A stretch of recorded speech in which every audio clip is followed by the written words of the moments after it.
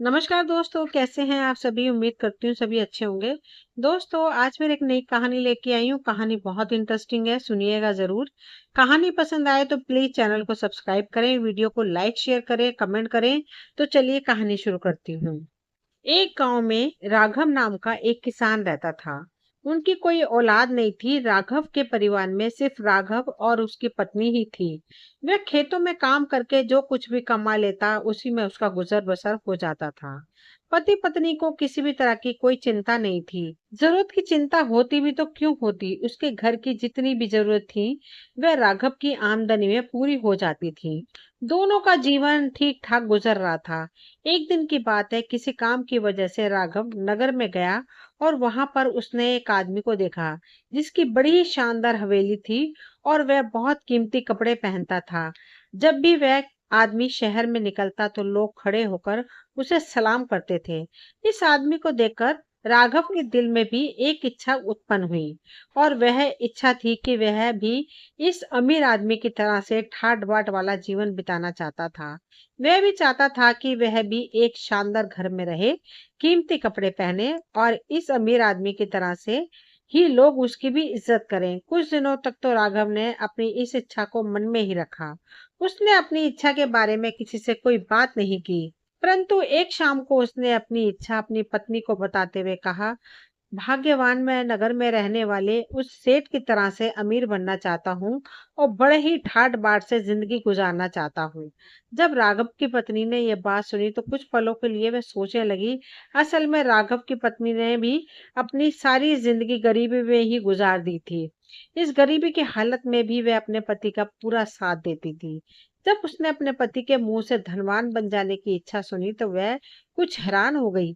उसे ये बात अच्छी तरह से मालूम थी कि इंसान को अपनी चादर के हिसाब से ही पैर पसारने चाहिए। अगर चादर से बाहर पैर पसारने की कोशिश की जाए तो चादर फट जाएगी। यह सोचकर राघव की पत्नी ने कहा, सुनिए जी, हमारी जिंदगी ठीक ठाक गुजर रही है। ना तो हमने किसी का कर्ज देना है और ना ही हम किसी की नौकरी करते हैं। हमें तो ईश्वर का धन्यवाद करना चाहिए जिसने हमें आत्मसम्मान के साथ जिंदगी गुजारने का मौका दिया है। अपनी पत्नी की बात सुनकर राघव उस समय तो चुप हो गया, मगर अमीर बनने की इच्छा उसके दिल में अभी भी थी। बल्कि यह इच्छा दिन ब दिन और भी ज्यादा बढ़ती जा रही थी। रात के समय जब वह अपने बिस्तर पर लेटा होता तो शानदार हवेली और नौकर चाकरों के सपने देखा करता। उसकी पत्नी तो आराम से सो जाती, मगर राघव सारी रात करवटें बदलता रहता। राघव की जो भी कमाई थी वह खाने पीने और रहने में खत्म हो जाती थी। बचत के नाम पर उसके पास कुछ भी नहीं था, ना ही उसकी आमदनी में किसी तरह की कोई बढ़ोतरी हो रही थी ताकि वह अपनी इच्छा पूरी कर सके। इसका परिणाम यह निकला कि राघव हर वक्त परेशान सा रहने लगा। इसी कारण से उसका मन अब काम में नहीं लगता था। उसकी आमदनी बढ़ने के बजाय अब कम होने लगी थी। पत्नी यह सब देखकर दुखी रहने लगी, परंतु वह बेचारी अपने पति को समझाने के अलावा और कर भी क्या सकती थी। राघव दिल का बड़ा ही अच्छा इंसान था। वह दूसरों की सहायता करने में कभी पीछे नहीं हटता था। इसी वजह से गांव के लोग उसे अच्छा आदमी समझते थे। उस गांव में उसकी इज्जत भी थी। एक दिन की बात है, राघव शाम के समय अपने घर वापस लौट रहा था। सर्दी का मौसम था, हल्की हल्की बारिश हो रही थी, तेज हवाएं भी चल रही थी। राघव ने देखा एक बूढ़ा आदमी रास्ते के किनारे पर बैठा हुआ सर्दी से कांप रहा था। जब उस बूढ़े आदमी की हालत देखी तो राघव ने दिल ही दिल में उस बूढ़े आदमी की सहायता करने का फैसला किया। वह बूढ़े आदमी के पास गया। उससे बात करने पर राघव को पता चला कि वह बूढ़ा आदमी बहुत ही गरीब है। वह किसी दूसरे गांव का रहने वाला है और उस गांव तक पहुंचने के लिए निकला। गर्म कपड़े उसके पास नहीं थे। अपने गांव तक पहुंचने में उस बूढ़े आदमी को काफी समय लगना था और साथ ही साथ वह कई दिनों से भूखा भी था। राघव को उस बूढ़े आदमी पर दया आ गई। वह उसे अपने घर लेकर चला आया। राघव ने उस बूढ़े आदमी को खाना खिलाया और उसे अपने घर में शरण दी। एक रात बूढ़े आदमी ने राघव के घर में ही गुजारी। सुबह के समय जब वह बूढ़ा बाबा वापस जाने को तैयार हुआ तो राघव से कहने लगा, नेक दिल इंसान, तुमने मेरी बहुत सहायता की है। मैं इस समय तो तुम्हारे इस उपकार का बदला नहीं चुका सकता, लेकिन मैं अगली पूर्णमासी की रात को तुम्हारे घर पर आऊंगा और उस समय तुम्हें एक ऐसी चीज देकर जाऊंगा जो तुम्हारे हालात बिल्कुल बदल देगी। यह कहकर बूढ़ा वहां से चला गया। बूढ़े के चले जाने के बाद राघव पूर्णमासी की रात का बड़ी ही बेसब्री से इंतजार करने लगा। कुछ दिन बीते और अगली पूर्णमासी की रात से एक दिन पहले राघव के घर पर किसी ने दस्तक दी। राघव ने जब दरवाजा खोला तो उसके सामने वही बूढ़ा आदमी खड़ा था। बूढ़े आदमी के हाथ में एक पिंजरा था जिसमें एक कबूतर बंद था। बूढ़े आदमी ने वह पिंजरा राघव को दिखाते हुए कहा, ये भले आदमी, तुमने जो उस दिन मुझ पर उपकार किया था उसी का बदला चुकाने के लिए एक कबूतर तुम्हारे लिए लाया हूँ। तुम इसे अपने पास रख लो। राघव कहने लगा, बूढ़े बाबा, भला मैं इस कबूतर का क्या करूंगा? मेरा तो खुद का गुजारा ही बड़ी मुश्किल से चलता है। भला इस कबूतर को मैं क्या खिलाऊंगा और क्या पिलाऊंगा? यह कहते हुए राघव मायूस हो गया। तब वह बूढ़ा आदमी कहने लगा, अरे भाई, तुम क्या जानो कि यह कबूतर कितने कमाल की चीज है। हर पूर्णमासी की रात को इस कबूतर के पंख सोने के हो जाते हैं।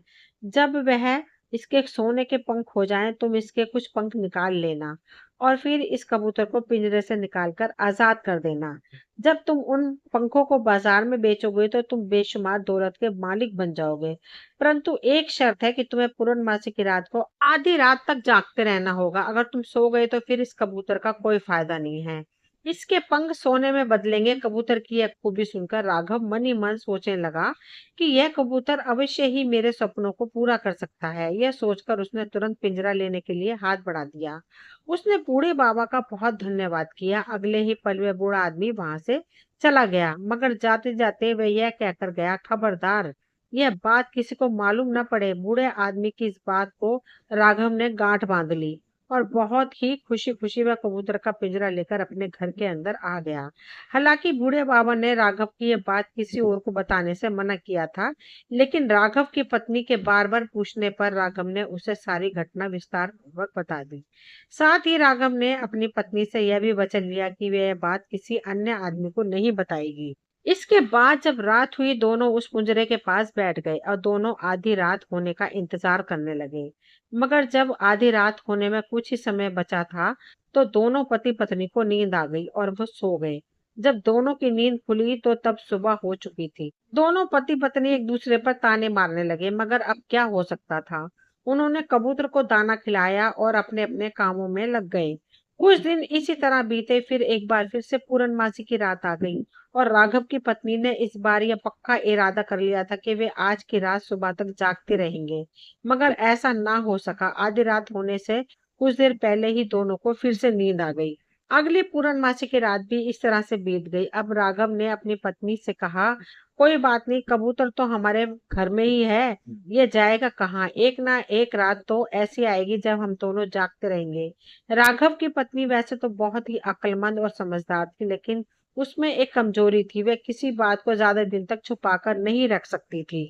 एक दिन राघव की पत्नी ने अपनी सहेली को यह राज की बात बता दी। सहेली ने यह बात अपने पति को बतलाई। पति गांव के जमींदार के यहाँ नौकर का काम करता था और वह नौकर जमींदार की यह बात बता बैठा। वैसे तो जमींदार के पास दौलत की कोई कमी नहीं थी, लेकिन वह बहुत ही लालची था।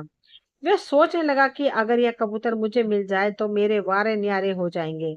उसने अपने नौकर से कहा, अगर तुम किसी तरह वह कबूतर वाला पिंजरा मेरे पास ले आओ तो मैं तुम्हें इनाम से मालामाल कर दूंगा। नौकर ने अपनी पत्नी की सहायता से वह पिंजरा राघव के घर से चुरा लिया और जमींदार के घर पहुंचा दिया और किसी को इस बात की कानो कान खबर भी नहीं हुई। राघव जब खेतों से काम करके घर वापस आया तो देखा कि कबूतर का पिंजरा वहां नहीं था। राघव सिर पकड़कर पछताने लगा। वह अपनी पत्नी पर चिल्लाने लगा, तुम्हारी गलती की वजह से ही कोई पिंजरा चुरा कर ले गया। राघव की पत्नी जानती थी कि उसने कबूतर का राज केवल अपनी सहेली को बताया था। वह अपनी सहेली के पास गई और उसे मजबूर कर दिया कि वह सच्चाई बता दे। सहेली पहले तो कस्में खाती रही, उसने यह बात किसी को नहीं बताई। राघव की पत्नी ने रोना शुरू कर दिया। तब उसकी सहेली ने सच्चाई बताते हुए कहा कि वह कबूतर गांव के जमींदार की हवेली में पहुंचा दिया गया है। उस समय यह रिवाज था कि अगर किसी को भी कोई शिकायत होती तो वह नगर के कोतवाल के पास जाता था। राघव की पत्नी ने अपने पति को यह बात बता दी कि उनका कबूतर जमींदार की हवेली पर है और उस हवेली में गांव का कोई आदमी दाखिल नहीं हो सकता। राघव जमींदार से बहुत डरता था। राघव क्या, पूरा गांव ही जमींदार से डरता था। उसके खिलाफ शिकायत भला कौन कर सकता था? वह इस बारे में सोचता रहा। उसने अपनी पत्नी को भी नहीं बताया कि वह क्या सोच रहा है। दूसरे दिन राघव बिना किसी को बताए नगर के कोतवाल के पास जा पहुंचा। उसने कोतवाल को सारी बात बता दी। राघव की बात सुनने के बाद कोतवाल ने कहा, इस समय तो तुम जाओ, मैं कल तुम्हारे गांव में आऊंगा। तुम्हारा कबूतर तुम्हें वापस मिल जाएगा। दूसरे दिन पूरे गांव में यह बात फैल गई कि कोतवाल साहब गांव में आ रहे हैं और वे जमींदार के हवेली पर मेहमान बनकर रहेंगे। कोतवाल ने जब जमींदार के यहाँ कबूतर वाला पिंजरा देखा तो कहने लगे, जमींदार साहब, मुझे एक बूढ़े आदमी ने बताया था कि यह कबूतर उसने एक गरीब किसान को दिया था। ये पिंजरा आपके पास कैसे आया? यह सुनकर जमींदार के चेहरे का रंग उड़ गया। जमींदार ने कोतवाल को धोखा देने के लिए कई तरह की बातें बनाई, लेकिन कोतवाल के आगे उसकी एक ना चली और वह सच्ची बात कहने पर मजबूर हो गया। कोतवाल ने जमींदार को आदेश दिया कि वह पिंजरा तुरंत राघव किसान के यहाँ भिजवा दे। जमींदार, जो बहुत लालची था, सोचने लगा कि अगर मैं यह कबूतर किसी तरह से खरीद ही लूं। यह सोचकर वह कोतवाल से कहने लगा, कोतवाल साहब, मैं यह कबूतर राघव से खरीद सकता हूँ। कोतवाल कहने लगे, अगर राघव यह कबूतर और पिंजरा बेचना चाहता है और तुम उसकी सही कीमत देने को तैयार हो तो तुम इसे खरीद सकते हो। इसके बाद राघव को हवेली पर बुलाया गया। जमींदार कबूतर की इतनी ऊंची कीमत लगाने लगा जो राघव ने कभी सोची भी नहीं थी। तो राघव वह पिंजरा बेचने के लिए राजी हो गया। वह अशर्फियों से भरी हुई थैली लेकर अपने घर लौट आया। जब राघव अभी सो ही रहा था तो उसके दरवाजे पर दस्तक हुई। राघव ने दरवाजा खोला तो घर के बाहर वही बूढ़ा आदमी खड़ा था जिसने राघव को वह कबूतर और पिंजरा दिया था। बूढ़ा आदमी राघव से कहने लगा, मैंने सुना है कि जमींदार ने वह कबूतर भारी कीमत अदा करके तुमसे खरीद लिया है। राघव कहने लगा, जी हाँ, आपने बिल्कुल ठीक सुना है, मुझे इस कबूतर की अच्छी कीमत मिली है। बूढ़ा आदमी हंसते हुए कहने लगा, बस मैं यही चाहता था। राघव ने कहा, मैं कुछ समझा नहीं। बूढ़ा आदमी एक बार फिर से हंसा और कहने लगा, कभी कबूतर के भी पंख सोने के होते हैं। भला वह तो एक मामूली सा कबूतर था। जो कुछ भी हुआ वह मेरी योजना के हिसाब से ही हुआ है। अब तुम्हारे पास काफी रुपया है। अब तुम उससे और जमीन खरीदो और मेहनत करो तो तुम भी दौलतमंद हो जाओगे। इसके बाद तुम अपनी सभी इच्छाएं पूरी कर पाओगे। कुछ समय के बाद राघव सचमुच ही एक बहुत अमीर आदमी बन चुका था। उसके पास अपना एक आलीशान मकान था। वह कीमती कपड़े पहनता था और पूरी शान और शौकत के साथ रहता था। दूसरी तरफ उस जमींदार ने आखिरकार मायूस होकर उस कबूतर को उड़ा दिया, क्योंकि कई महीने बीत जाने के बाद भी किसी भी पूर्णमासी की रात को उस कबूतर के पंख सोने के नहीं हुए थे। दोस्तों, ये कहानी यहीं तक थी। मुझे उम्मीद है आप सभी को पसंद आई होगी। अगर कहानी पसंद आई हो तो प्लीज चैनल को सब्सक्राइब करें, वीडियो को लाइक शेयर करें, कमेंट करें। मिलती हूँ अगली कोई नई कहानी लेकर। कहानी सुनने के लिए आप सभी का तहे दिल से शुक्रिया।